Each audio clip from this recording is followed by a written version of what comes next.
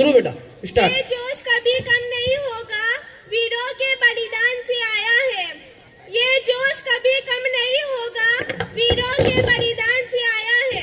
کتنوں نے لہو بہایا ہے، تب جا کے ترنگا پایا ہے.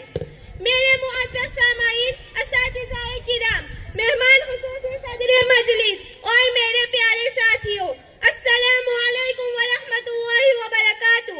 آج ہم سب یہاں جمع ہوئے ہیں تاکہ اپنے پیارے وطن ہندوستان کے یوم جمہوریہ کو منائیں.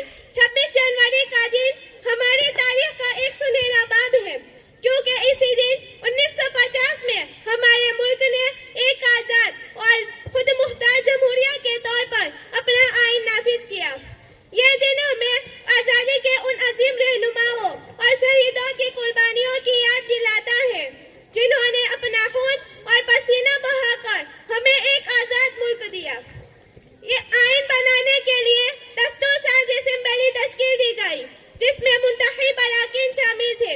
ان اراکین میں مختلف سیاسی، سماجی اور مذہبی پس منظر سے تعلق رکھنے